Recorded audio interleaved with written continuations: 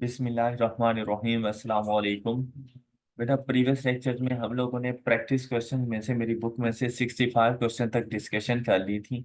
आज के लेक्चर में सबसे पहले हम कुछ क्वेश्चंस को सॉल्व कर लेंगे और उसके बाद न्यू कॉन्सेप्ट्स की डिस्कशन करेंगे। इसमें जो आप लोगों को इश्यूज आए 65 के बाद 72 क्वेश्चन पर, क्वेश्चन नंबर 72 देखें। Vicky and company is considering a proposal of purchasing a machine either by making full payment of rupees 4,000। अब ये फर्स्ट ऑप्शन हो गया कि आप लोगों ने फुल पेमेंट पे करें अभी कैश के ऊपर 4,000 रुपीज और मशीन ले जाएं। और अब ये सेकंड ऑप्शन आपके पास आ गया। सेकंड ऑप्शन है by leasing it for 4 years requiring annual payment of rupees 1,250 और लीज पर चले जाएं। 4 साल की लीज है और एनुअल 1,250 रुपीज पे करते रहें।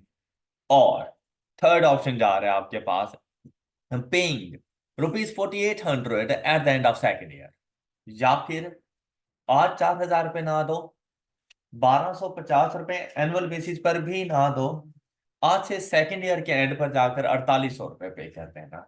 ये तीन ऑप्शंस आपके पास थे। Which course of action is preferable? अब आप लोग परचेज करने के लिए जा रहे हैं तो आपका डिसीजन इसके मुताबिक होना चाहिए। तो आप परचेज किससे करोगे? जहां से आपको लोअर अमाउंट के ऊपर चीज मिलेगी, सस्ती चीज जहां से आपको मिलेगी आपने उससे परचेज करना है। फिर कहते हैं if the company can borrow money at 14% compounded annually. मैंने आपसे ये बात कही थी कि हमेशा डिसीजन मेकिंग प्रिंसिपल अमाउंट पर लेना। Means that today's 4,000 is not equal to tomorrow's 4,000। तो ये डिफरेंट डिफरेंट अमाउंट्स और डिफरेंट टाइम ड्यूरेशन पर हैं। तो आपने इन सब की प्रिंसिपल अमाउंट फाइंड कर लेनी थी और फिर उसको कंपेयर करना था।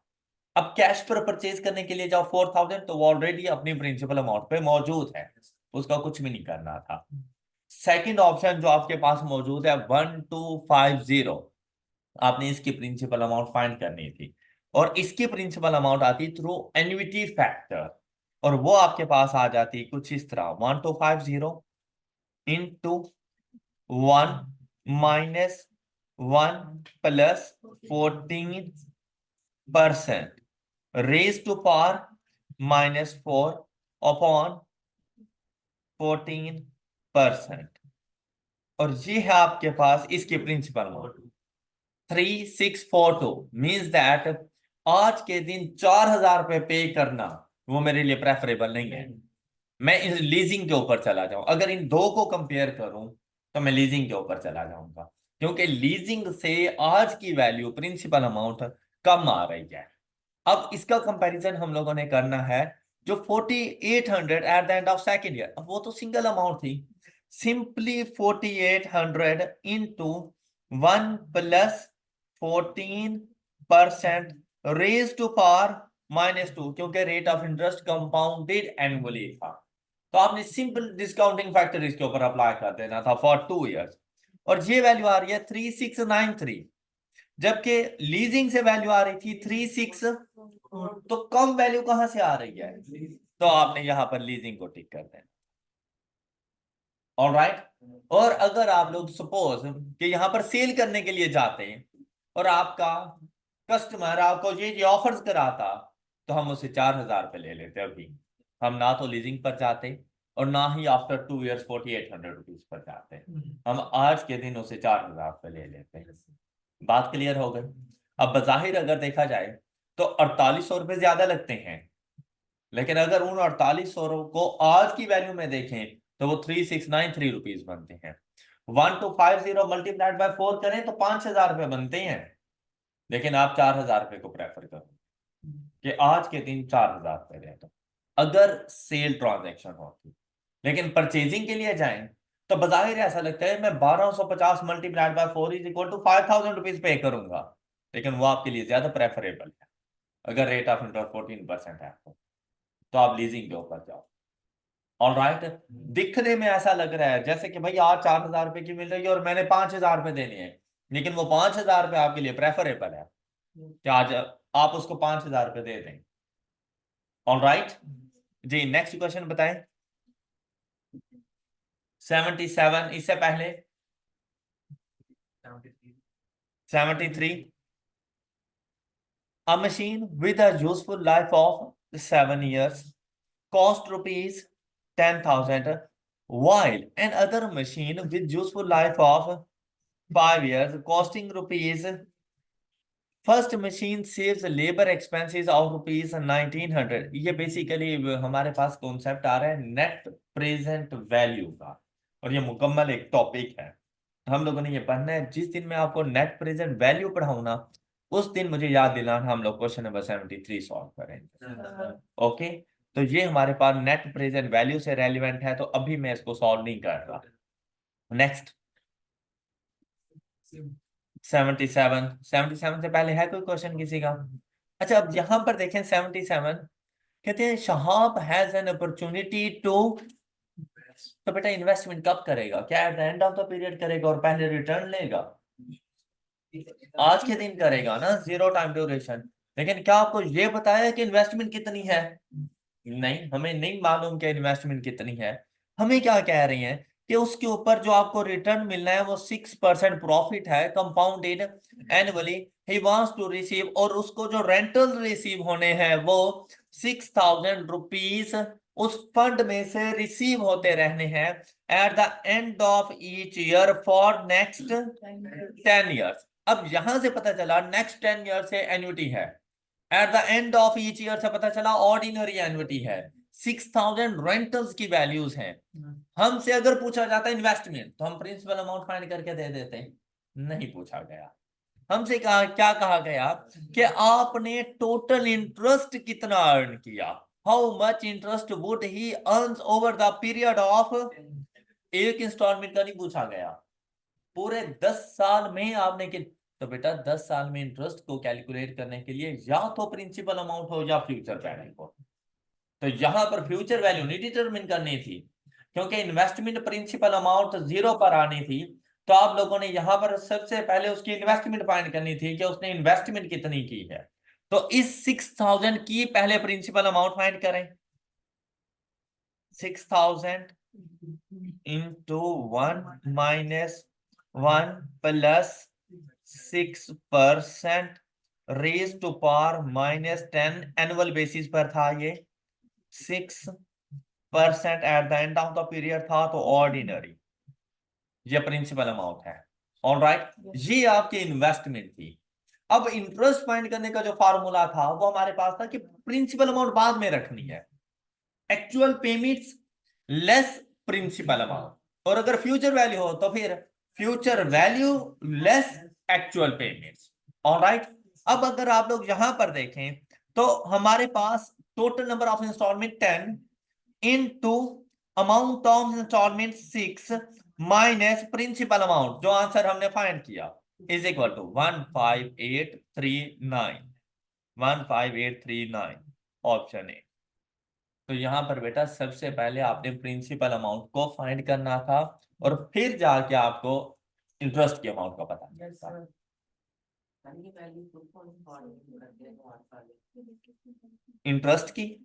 इंटरेस्ट फाइंड करने का प्रिंसिपल अमाउंट के लिए फार्मूला होता है NR माइनस P.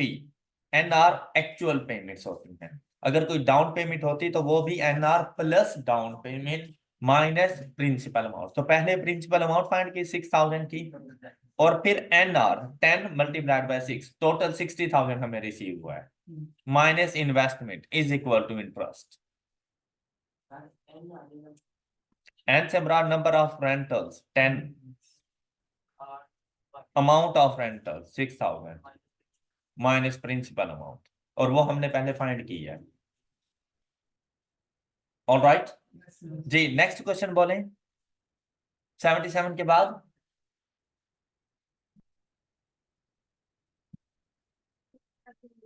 जी, कौन सा नहीं हुआ?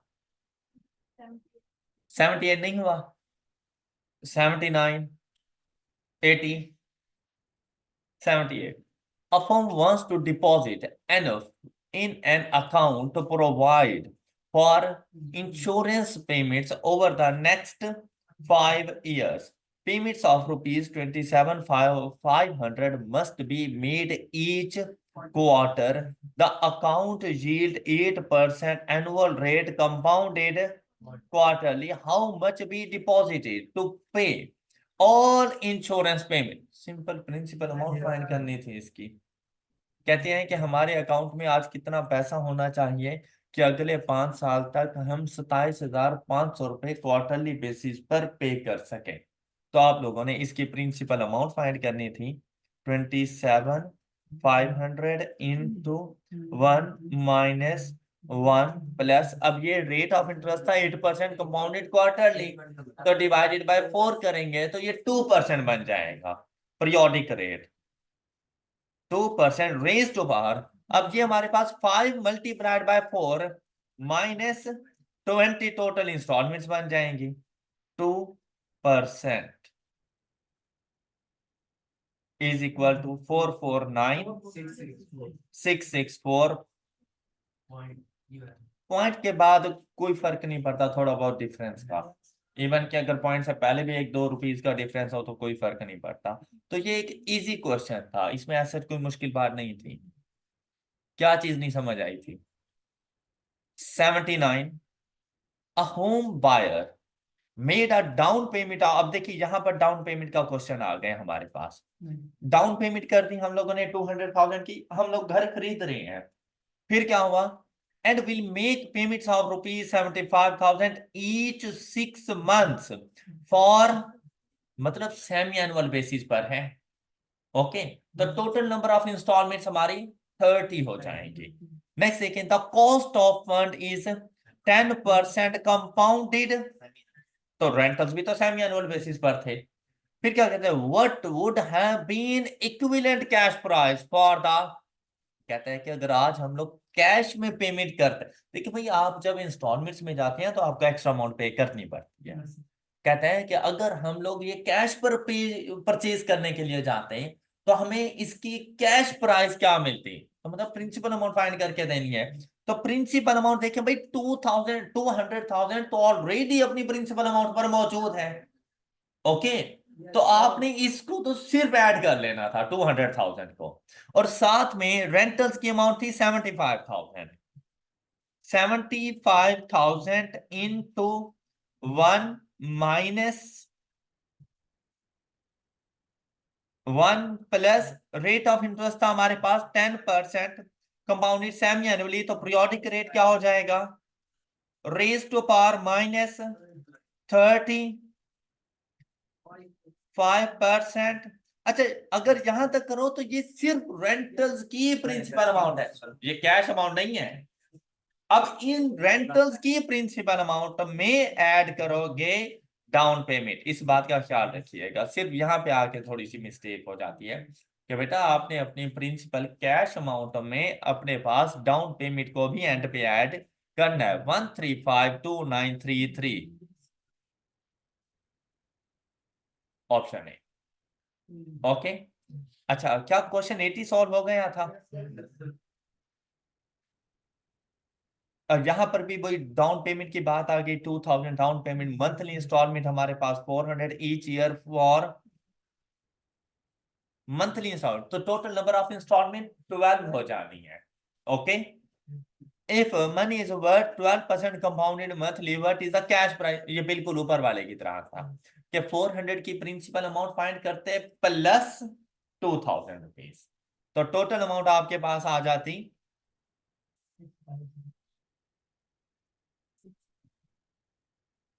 ओके, अच्छा आई, इसके बाद कोई क्वेश्चन? बाकी क्वेश्चन आप लोग आगे बिल्कुल भी नहीं हो रहे थे। चले 2-4 क्वेश्चन हम लोग सॉल्व कर लेते हैं कि क्या इश्यूज आप लोगों को आ रहे थे, और उसके बाद कुछ न्यू कॉन्सेप्ट लिख लेते हैं। अब देखें क्वेश्चन नंबर 81, 80 तक अब क्लियर है आप सब बच्चों को? अच्छा, क्या इजी नहीं था क्वेश्चन? प्रिंसिपल अमाउंट में बेटा जब आप लोगों ने प्रेजेंट वैल्यू बतानी हो तो रेंटल्स की प्रिंसिपल अमाउंट के अंदर डाउन पेमेंट ऐड करके बताना। क्लियर? अच्छा नेक्स्ट देखें, कहती है a food distributor has borrowed rupees this to buy a warehouse. अच्छा, ये जब बारो करने की बात आती है या इन्वेस्टमेंट की बात आती है तो वहां से हमें पता चल जाता है कि ये हमारी प्रिंसिपल अमाउंट है।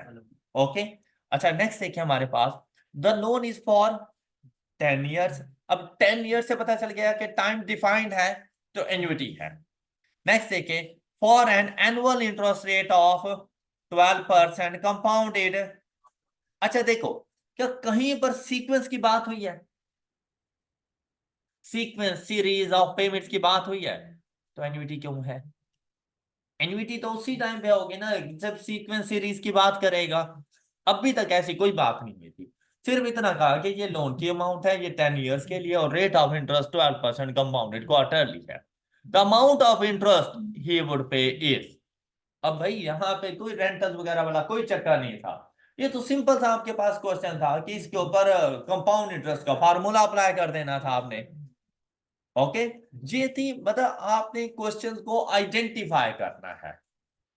ऐसा नहीं है कि आप हर क्वेश्चन को एन्युटी के मुताबिक लेके चलो, मतलब आप खुद से सोचो ना कि क्या एन्युटी बन रही थी कहीं पर? क्या उसने आपसे कहा कि मैं रेंटल्स में पेमेंट करूंगा?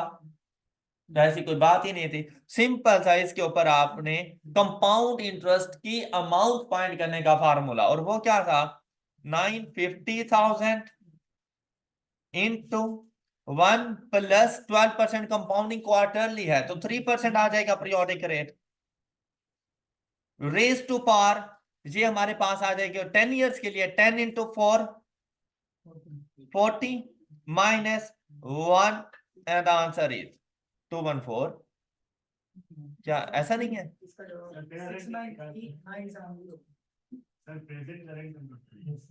क्या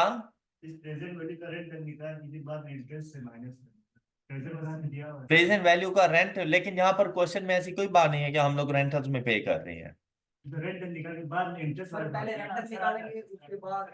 The loan is for 10 years at an annual interest rate compounding quarterly the amount of interest he would pay। अच्छा, क्वेश्चन में ना फिर थोड़ा सा मसला है। अगर क्वेश्चन को बिल्कुल इसी तरह से देखा जाए ना, तो क्वेश्चन में कहीं पर रेंटल या एन्युटी की कोई बात नहीं की गई। मतलब एग्जाम में अगर इस किस्म का कोई क्वेश्चन आ जाए ना, तो उसके लिए हमारे पास इसका आंसर ये वाला बनता है कि हम लोग ये इंटरेस्ट की अमाउंट फाइंड करके कंपाउंड इंटरेस्ट की वैल्यू को डिटरमिन करके आप बता देंगे कि ये हमारे पास इंटरेस्ट की अमाउंट बन जाएगी। ओके, लेकिन अगर अब यहां पर देखें कि अगर ये रेंटल्स में पे किया गया is for 10 years at an annual interest rate compounding quarterly, तो पहले इसके रेंटल्स फाइंड करेंगे, उसके बाद इंटरेस्ट फाइंड। अब रेंटल्स कैसे फाइंड करेंगे हम लोग? 950,000 is equal to rentals into 1 - 1 + 3%, 12 into 4, 3% raised to power -40, 10 into 4 divided by 3% is equal to 41099। अच्छा, ये आपके पास एक रेंटल की अमाउंट है। Rental multiplied by number of rentals, और नंबर ऑफ रेंटल्स कितने हैं? ये है आपकी एक्चुअल पेमेंट्स। एक्चुअल पेमेंट्स में से माइनस कर देंगे principal amount, 950,000 is equal to 693,970। अब देखिए, आप टोटल टोटल अमाउंट लिख रहे थे ना, तो आपका आंसर बिल्कुल मैच कर जाता है। अदरवाइज कुछ राउंडिंग ऑफ की वजह से डिफरेंसेस वगैरह आ जाते हैं। ये बात समझ आ गई सब बच्चों को?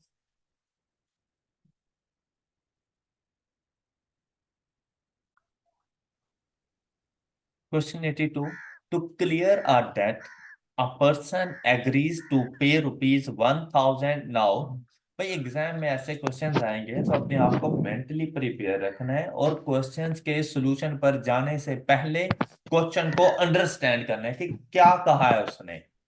कहते हैं एक डेट को क्लियर करना है, तो उसके लिए हम लोगों ने आज से to a person agrees to pay ₹1,000 now, ₹1,000 and other ₹1,000 in 2 years if the future payments are discounted at 8% compounded quarterly। What is the present value of these payments. तो भाई इसमें मसला क्या था, 1000 रुपीज, तो नाउ उसने कह दिया agrees to pay rupees 1000 now, तो ये ऑलरेडी अपनी प्रिंसिपल अमाउंट पर मौजूद है, plus 1000 2 years from now into 1 plus 8% compounded quarterly raised to power minus 2 into 4।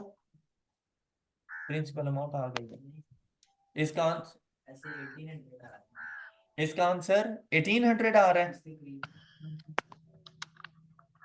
1000 plus 1000 into 1 plus 2% raised to power minus 8 is equal to 1853। अच्छा पता है यहां पर ना क्वेश्चन में को थोड़ा सा ठीक कर लो।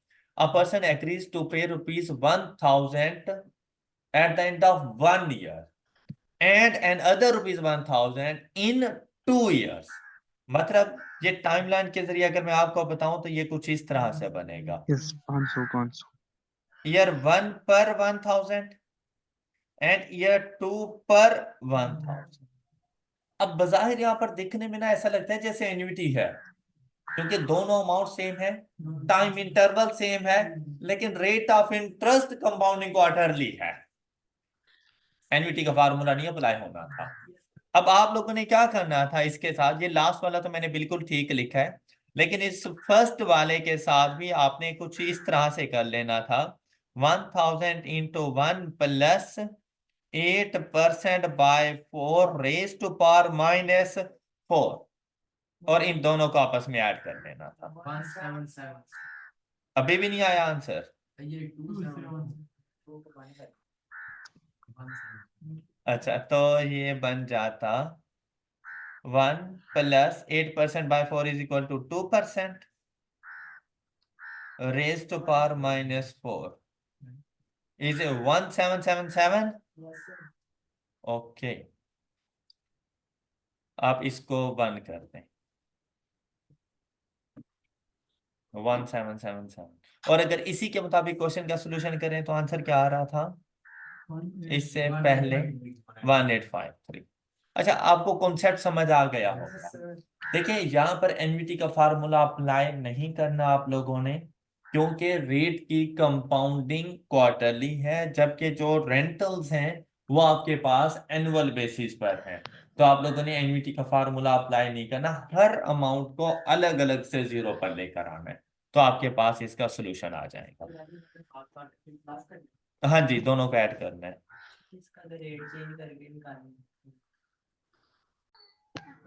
और अगर आपने इसके सॉल्यूशन के मुताबिक चलना है तो बेसिकली एक क्वेश्चन बनाया गया था कुछ इस तरह से, ये कि to clear a debt a person agrees to pay rupees 1000 now, 1000 1 year from now and another rupees 1000 in 2 years from now if the future payments are discounted at 8% compounded quarterly, what is the present value of these payments।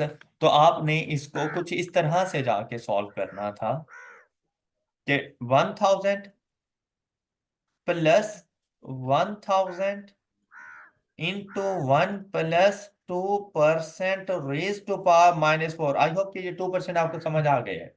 8% divided by 4 and 1 year था तो -4 plus 1000 into 1 plus 2% raise to power -8, 2 into 4 and the answer is कुछ इस तरह से 2777.33।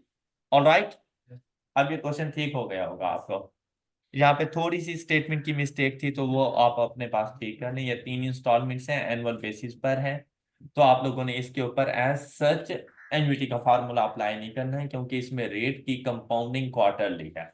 हाँ, annuity का formula भी apply हो सकता है अगर इक्विवेलेंट रेट फाइंड कर लें तो इक्विवेलेंट रेट इस सिचुएशन के लिए था कि जब रेंटल्स डिफरेंट टाइम ड्यूरेशन के हों और रेट की कंपाउंडिंग डिफरेंट हो तो इक्विवेलेंट रेट फाइंड किया जाता है। अब हमें इक्विवेलेंट रेट कौन सी कंपाउंडिंग में चाहिए, कंपाउंडिंग एनुअली में, और कंपाउंडिंग एनुअली के रेट ऑफ इंटरेस्ट को क्या कहा जाता है? Effective rate of interest. तो बेसिकली 8% कंपाउंडिंग क्वार्टरली का आप effective rate of interest find करें। 1 plus 8% by 4 raise to power 4 minus 1। तो देखिए कंपाउंडिंग क्वार्टरली ये रेट मेरे पास क्या आ जाएगा? 1 plus 2% raise to power 4 minus 1 is equal to, multiplied by 100 कर दें इसको, 8.24। ये बात समझ आ गई? अब ये वाला rate of interest compounding annually है। अब यहां पर देखिए नंबर, ये जो रेंटल्स है, first rental at the start of the period है, तो फिर आपके पास एन्युटी ड्यू अप्लाई हो जाएगी। अब इसे देखें, 1000 into 1 minus 1 plus 8.24% raise to power. अब नंबर ऑफ रेंटल्स कितने हैं आपके पास? 3 डिवाइडेड बाय 8.24%। अब ये ऑर्डिनरी था, हमारे पास यहाँ पे ड्यू है, तो फिर 1 प्लस 8.24% इज इक्वल टू 2777.41। ये देखिए एग्जैक्ट मैच कर गया। क्लियर? अच्छा, इसको यूं भी किया जा सकता था, यहाँ पे जरा बात गौर से सुने, कि आप लोग ना यहाँ पर ऑर्डिनरी का फार्मूला अप्लाई करें। तो यहाँ पे नंबर ऑफ रेंटल्स आप अपने पास 2 रिकॉर्ड करें। ऐसा भी हो सकता है, ये आपको डिफरेंट डिफरेंट सिचुएशन बताने का मकसद है कि फ्यूचर में आपको पता हो कि आपने इनके साथ डील कैसे करना है। देखें, अब अगर ये लास्ट वाले 2 रेंटल्स, इसके ऊपर ऑर्डिनरी की प्रिंसिपल अमाउंट का फार्मूला अप्लाई करूं, तो ये लास्ट वाले 2 रेंटल्स तो यहां पर पहुंच जाएंगे ना। ये बात आपको समझ आई है? और एंड पर जाकर जो 0 टाइम ड्यूरेशन वाला रेंटल्स है, सिंपली इसको ऐड कर लें, तब भी सेम आंसर है। तीनों के ऊपर एन्युटी ड्यू का फार्मूला अप्लाई कर दो, या फर्स्ट वाले को स्किप कर दो और बाकी सब के ऊपर ऑर्डिनरी का फार्मूला अप्लाई करो, और एंड पे फर्स्ट वाला सिंपली ऐड कर दो, तो आपके पास सेम सिचुएशन है, सेम सोल्यूशन आएगा। क्लियर हो गई ये बात? आई होप कि ये वाला क्वेश्चन अब आप लोगों को समझ आ चुका होगा। और ये टोटल 3 रेंटल्स हैं हमारे पास।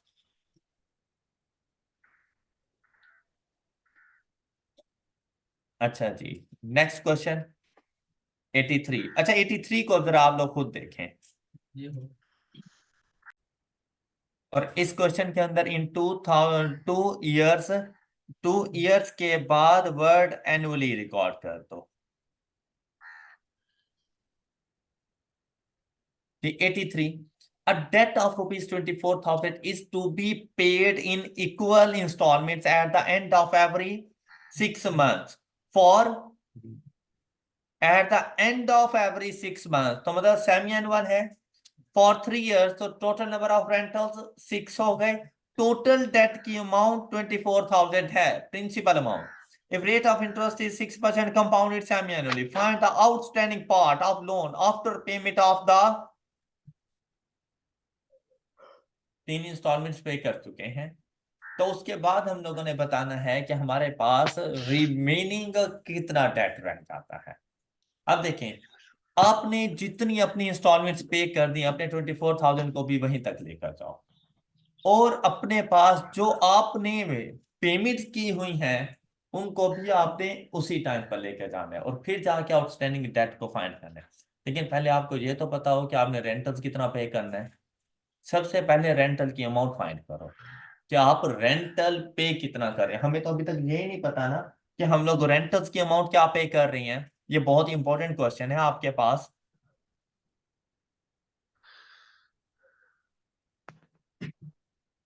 देख बेटा, सबसे पहले तो उन्होंने आपसे कहा कि 24,000 आपके पास टोटल अमाउंट है जो कि आपने पे करनी है 3 इयर्स के अंदर सेमी एनुअल बेसिस पर। तो आप लोग यहाँ पर रेंटल्स की अमाउंट पहले फाइंड करें, 24,000 is equal to x into 1 minus 1 plus 6% compound semi annually, तो क्या लिखें यहाँ पे 3%। शाबाश। Raise to power minus 6, 3 into 2 6 divided by 3%, and the rental is 4430 4430.34। ये बात समझ आ गई? यहां तक की बात क्लियर हो? अगर आपसे रेंटल्स की अमाउंट पूछी जाती तो आप कहते हैं कि आप इतना रेंटल पे करेंगे, लेकिन अब आपसे क्या कहता है कि ये देखें भाई, यहां से ये स्टोरी हम लोगों ने स्टार्ट की, ये टोटल 3 इयर्स से, 1 2 3 इयर्स। अच्छा, अब क्या हुआ, हम सेमी एनुअल बेसिस पे पेमेंट कर रहे थे, और मैं इस 1 2 3 इयर्स को खत्म करके यहाँ पे इंस्टॉलमेंट्स लिख देता हूँ। Installment, first rental, second rental, third, fourth, fifth, six. Loan की अमाउंट मेरे पास कितनी है? 24,000। All right. अब क्या हुआ, उसने कहा थर्ड रेंटल, थर्ड इंस्टॉलमेंट पे करने के बाद आपके पास प्रिंसिपल की अमाउंट कितनी है, आउटस्टैंडिंग डेट कितना है बेसिकली। तो आपने अपनी इस डेट को भी यहां पर लेकर आना है, और जो पेमेंट्स आप कर रहे हैं, ये जो आपके रेंटल्स थे, इन रेंटल्स को भी आपने यहां पर लेकर आना है। क्या आपको ये बात समझ आई है? और दोनों का डिफरेंस फाइंड कर लेना है। अब आप लोग देखें कि थर्ड इंस्टॉलमेंट पे करने के बाद आपके पास आपके लोन की वैल्यू क्या बनेगी, 24,000 इंटू 1 + 3% रेज टू पावर 3।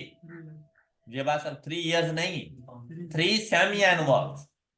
तो आप यहां पर लिखते 1.5 मल्टीप्लाइड बाय 2, ये 1.5 साल हुआ है ना अभी तक। 1.5 मल्टीप्लाइड बाय 2 एम की वैल्यू, तो वो 3 इयर्स 3 बन जाती है आपके पास पावर।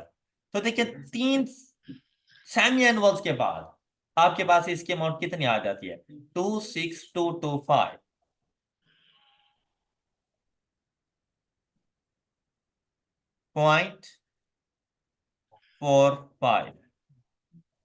अब अपने रेंटल्स की फ्यूचर वैल्यू फाइंड करें। यहां पर रेंटल्स की अमाउंट क्या थी, 4430.34 into 1 + 3% raise to power 3। 3 rentals pay किए हुए अभी, -1 अपॉन 3%,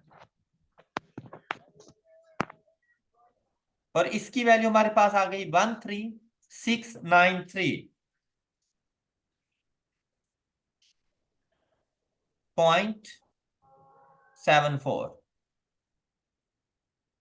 अब इन दोनों का डिफरेंस देखें, 26,225.45 लेस आंसर 12531.72। ये मतलब पॉइंट्स के बाद थोड़ा बहुत डिफरेंस आ रहा है। ये आपके पास outstanding debt. All right, outstanding debt clear हुआ? अच्छा, अब इसके लिए ना, इसे कहा जाता है एन्युटी स्केड्यूल। मैं ना आपको एक एन्युटी स्केड्यूल बना के देता हूं इस क्वेश्चन से रेलिवेंट। मतलब बड़ा सिंपल सा है, एक एडिशनल चीज है, लेकिन आप लोगों को समझ आनी चाहिए। क्वेश्चन के सॉल्यूशन भी फिर आपके पास वाजे हो जाएगा। तो आप यहां पर देखें, ये क्वेश्चन नंबर 83 था हमारे पास। हम यहां पे इसको समझते हैं।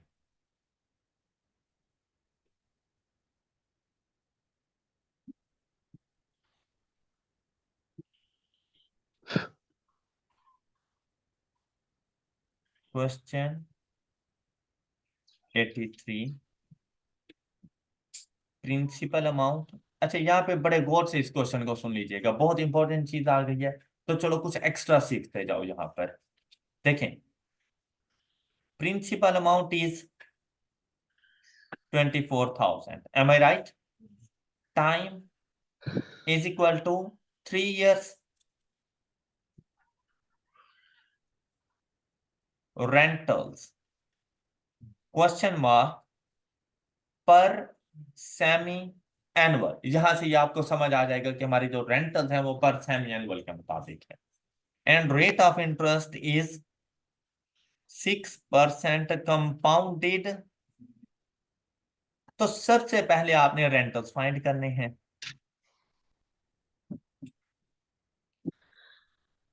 24,000। सबसे पहला काम होता है रेंटल्स की अमाउंट को फाइंड करना। Into 1 - 1 plus 6% by 2 is equal to raise to power -3 multiplied by 2। Total number of rental 6, 3%। तो यहां से आपको रेंटल्स की अमाउंट मिल गई। And the rentals are 4430.34, 4430.34। अच्छा, अब बनाते हैं हम लोग एक स्केड्यूल। और वो स्केड्यूल इस तरह से बनता है कि यहां पर तो आ गई आपके पास एन की वैल्यू। सबसे पहले एन की वैल्यू, एन मतलब इंस्टॉलमेंट्स की वैल्यू। यहां पर आपके पास आ गई रेंटल्स की अमाउंट। इस रेंटल में हम लोग प्रिंसिपल भी पे कर रहे होते हैं और इस रेंटल में हम लोग इंटरेस्ट भी पे कर रहे होते हैं। और एंड पे हमारे पास आ जाता है हमारा बैलेंस, आउटस्टैंडिंग बैलेंस। अब यहां पे जरा गौर से देखिएगा कि आज के दिन 0 टाइम ड्यूरेशन पे मैंने लोन लिया कितना, 24,000 का। तो मेरे लिए पेएबल भी तो 24,000 ही है। ऐसे ही है ना। अच्छा, अब ये जो मैं 1 2 3 लिखूंगा इससे मुराद ईयर्स नहीं है, इससे मुराद एक सेमी एनुअल है कि नंबर ऑफ इंस्टॉलमेंट्स हैं ये। तो मैंने टोटल कितनी इंस्टॉलमेंट पे करनी है, 1। अच्छा, यहां से जरा देखें 1, कितनी टोटल इंस्टॉलमेंट पे करनी है, 3, 4, 5, 6। अच्छा मुझे बताएं, क्या मेरे रेंटल्स में कोई फर्क आएगा? तमाम रेंटल सेम सेम। तो मैं यहां पे 4430.34।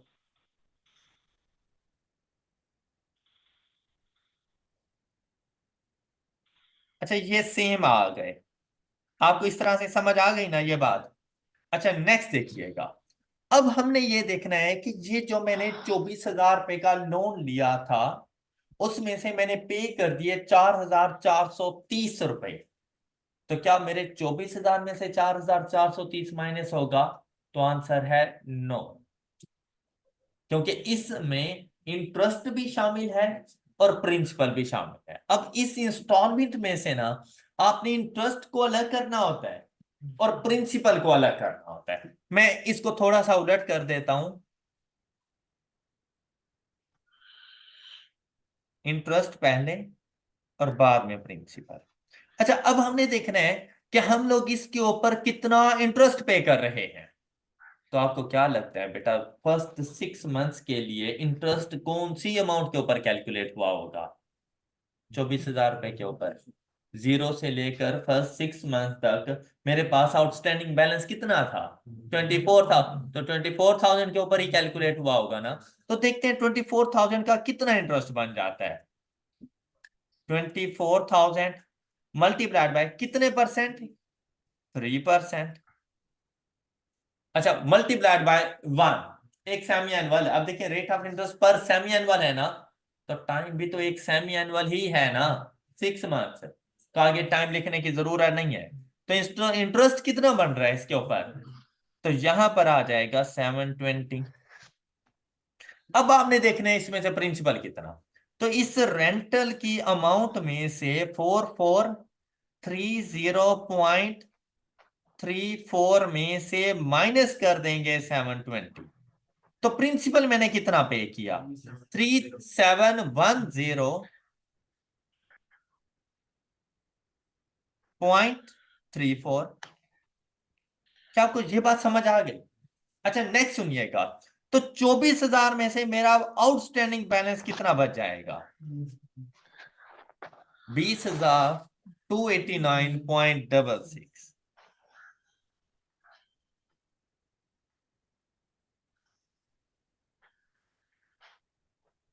ये बात आपको क्लियर हुई? तो आपके जो लोन की अमाउंट होती है उसमें से टोटल रेंटल माइनस नहीं होता। सबसे पहले उस टाइम ड्यूरेशन का इंटरेस्ट माइनस होता है, जो बाकी अमाउंट बचती है वो आपके प्रिंसिपल में से माइनस होती है। तो आपके पास जो आपका आउटस्टैंडिंग बैलेंस है वो 2089.66 है। ऑलराइट। अच्छा, अब जब नेक्स्ट सेमी एनुअल के लिए इंटरेस्ट कैलकुलेट होना होगा, अब 24,000 रुपए के ऊपर नहीं होगा, अब इस अमाउंट के ऊपर होना है। तो इस अमाउंट का 3%, तो इंटरेस्ट कितना? 608.69।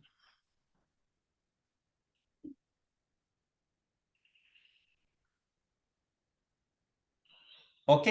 अब देखो इसमें से जरा माइनस करें तो हमने प्रिंसिपल कितना पे किया? 4430.34 माइनस इंटरेस्ट 3821.65। 3821.65। अब आउटस्टैंडिंग बैलेंस देखें, 20,289.66 less answer 16,468।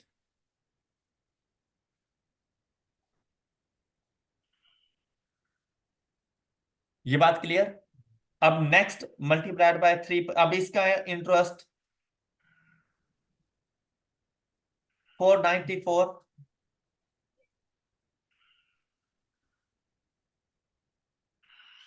4430.34 less answer 3936.3 16,468 less answer 12531।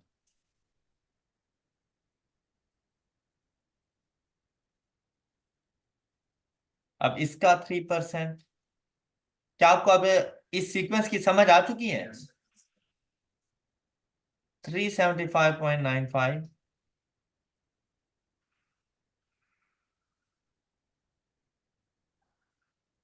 4430.34 less on 4054.39।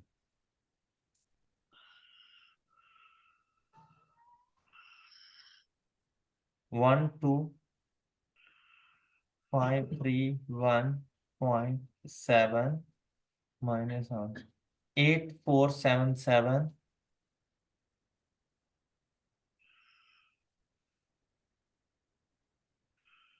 8477.31 multiplied by 3%, 254.32,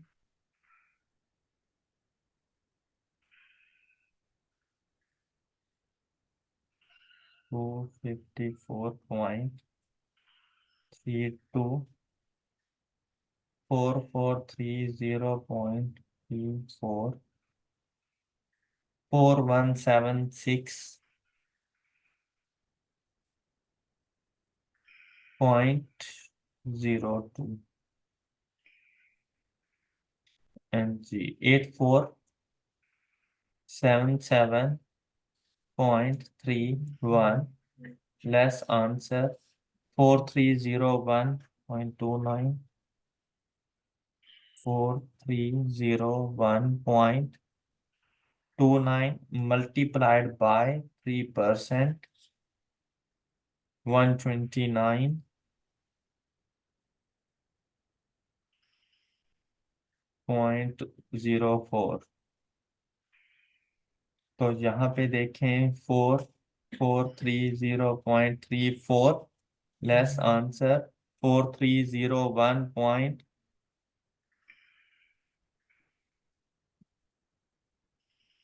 and at the end of 6 installment loan set off हो गया, कुछ भी नहीं बचा। वो बेसिकली जो रेट ऑफ इंटरेस्ट ऊपर जा रहा था ना रेंटल्स, ये 0.34 समथिंग था। तो वो सिर्फ पैसों की गेम होती है थोड़ी सी। अगर इसको प्रॉपर वे में लेके चलते तो एंड पे जीरो ही आता है। अभी भी देखो, जस्ट 1 पैसे का डिफरेंस आ रहा था बस। All right. अच्छा, अब आपसे क्या पूछा गया था कि at the end of third installment outstanding balance कितना है। तो ये देखो, ये थर्ड इंस्टॉलमेंट के बाद आउटस्टैंडिंग बैलेंस कितना है? 12531.7। ये देखो 12531 ऑल राइट। अच्छा, अब हम लोग तो ये स्केड्यूल नहीं बनाया करेंगे ना एग्जाम में बैठे हुए। तो हम लोगों ने क्या करना है, सबसे पहले हम लोगों ने रेंटल्स फाइंड करने हैं। फिर जो मर्जी हमसे इंस्टॉलमेंट्स की वैल्यू की बात करते, हम लोगों ने क्या करना है कि अपनी लोन की अमाउंट को भी वहीं पे लेके जाना है। 24,000 इंटू 1 + 3% रेज टू पावर, जितनी इंस्टॉलमेंट्स कहते हैं उसको वहीं तक लेके चले जाओ। ये बात क्लियर। इसमें से माइनस कर देना अपने रेंटल्स 4430, इनकी फ्यूचर वैल्यू, इनको भी वहीं पे लेके चले जाना। 1 + 3% रेज टू पावर 3 - 1/3%। जैसे ही आप ये वाला फार्मूला अप्लाई करेंगे तो आप देखिए आप डायरेक्ट पहुंच गए 12531 पॉइंट में। कुछ भी वैल्यू आपके पास आ जाएगी। तो हम लोगों ने ये वाला फार्मूला अप्लाई किया है कि अपनी प्रिंसिपल अमाउंट को भी उसी टाइम ड्यूरेशन पर लेकर जाएं, और अपनी जो पेमेंट्स हैं रेंटल्स उनको भी उसी टाइम ड्यूरेशन पर लेके जाएं। सिंपल कंपाउंड इंटरेस्ट में हमने ये कॉन्सेप्ट्स डिस्कस किए थे जब आपको एक लोन की अमाउंट गिवन थी, 2 इंस्टॉलमेंट गिवन थी, और थर्ड ईयर में सारी इंस्टॉलमेंट पे ऑफ करनी थी। तो आपसे पूछा गया था कि कितनी आउटस्टैंडिंग है कि हम लोग पे कर दें, तो हम लोगों ने सेम ऐसा ही किया था। अभी भी बिल्कुल वही सिचुएशन है। All right. ये बात समझ आ गई आप लोगों को? अच्छा, आप यहाँ पे अगर गौर करें, अगर मैं आपसे कहूँ कि टोटल इंटरेस्ट की अमाउंट कितनी है, तो आप मुझे इंटरेस्ट की अमाउंट क्या बताएंगे in total? n multiplied by rentals 4430.34 less principal amount. क्या मुझे इंटरेस्ट की अमाउंट यही बताएंगे 2582? ऐसा ही है ना? जरा इंटरेस्ट के कॉलम को ऐड करो। 720 + 609, मैं जरा राउंड ऑफ कर रहा हूँ अमाउंट। 494 376 254 + 129 हो जाता है क्या? 720 609 494 376 254 प्लस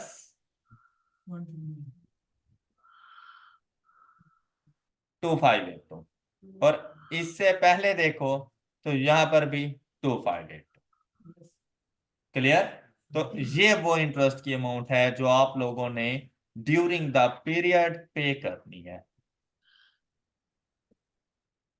2582। अच्छा, तो आपने प्रिंसिपल कितना पे करना था? 24,000। ये प्रिंसिपल वाले कॉलम को ऐड करेंगे ना तो ये एग्जैक्ट आपके लोन की अमाउंट बन जाएगा 24,000। और आपने टोटल कितनी अमाउंट पे की वो यहां पर आ जाएगी 4432.34 मल्टीप्लाइड बाय 6। तो ये वैल्यू आपके पास आ जाएगी 26594।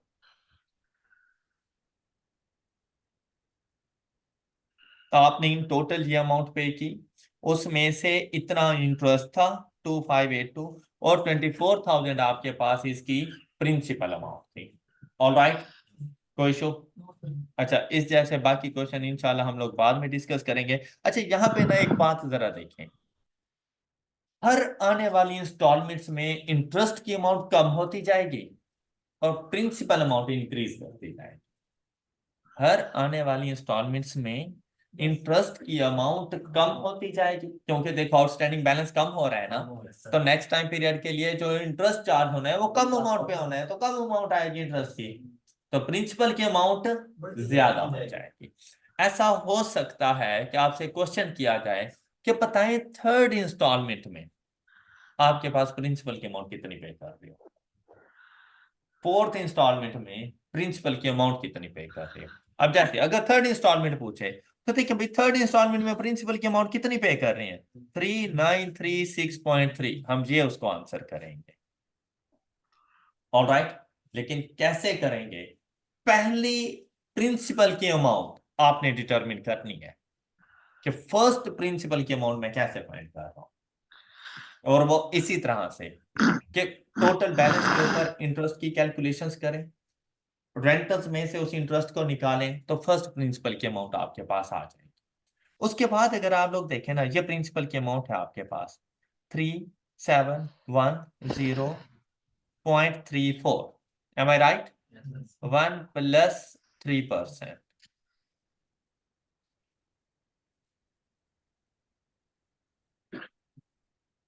इज इक्वल टू 3821.65, अगली इंस्टॉलमेंट आ गई। ओके, अच्छा, इसी की पावर इंक्रीज करते जाओ, इसी की पावर को 2 कर दो, ये थर्ड वाली आ गई 3936.29, इसको 3 करते हैं, ये फोर्थ वाली आ गई 4054। ये बात समझ आई है? अच्छा, ये याद रखना, जो पावर होगी ना उससे अगली इंस्टॉलमेंट आप बता रहे होते हैं, अगली इंस्टॉलमेंट में प्रिंसिपल की अमाउंट बता रहे होते हैं। पावर 3 है ना, आपने फोर्थ इंस्टॉलमेंट के अंदर प्रिंसिपल की अमाउंट बताई है। अगर पावर 3 होगी तो फोर्थ, पावर 2 होगी तो थर्ड, पावर 1 होगी तो फिर सेकंड, और पावर 0 होगी तो वो आपने खुद फर्स्ट वाली ही तो बतानी होती है। क्लियर? तो इसमें सेम वही पीरियोडिक रेट वाला फार्मूला अप्लाई करते हैं। ऑलराइट, ये बात समझ आ गई सब बच्चों को?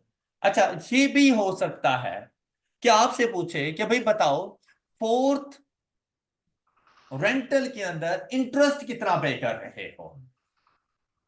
अब देखो, फोर्थ रेंटल में इंटरेस्ट कितना पे कर रहे हैं, 375.95। अच्छा, इसके लिए फाइंड आपने फोर्थ रेंटल का प्रिंसिपल करना है, इसके लिए फाइंड फोर्थ रेंटल का प्रिंसिपल करना है। अब मैंने ये फोर्थ रेंटल के प्रिंसिपल के लिए पावर को 3 रख दिया, ये प्रिंसिपल है, तो रेंटल्स में से 4430.34 में से प्रिंसिपल माइनस कर दो तो इंटरेस्ट आ जाएगा।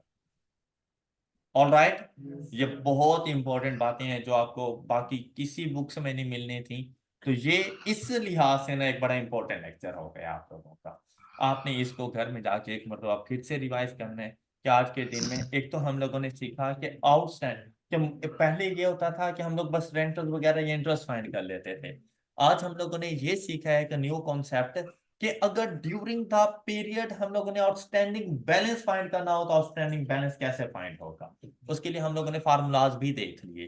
कि सबसे पहले जो हम लोगों ने यहाँ पर क्वेश्चन सॉल्व किया था वो तो मैंने फार्मूले से ही आप लोगों को बताया था ना, लेकिन उसके बाद जब हम लोगों ने ये स्केड्यूल बनाया, एन्युइटी स्केड्यूल, तो उसके जरिए हमें एक एक रेंटल में इंटरेस्ट, उसकी प्रिंसिपल अमाउंट और आउटस्टैंडिंग बैलेंस का पता चलता गया।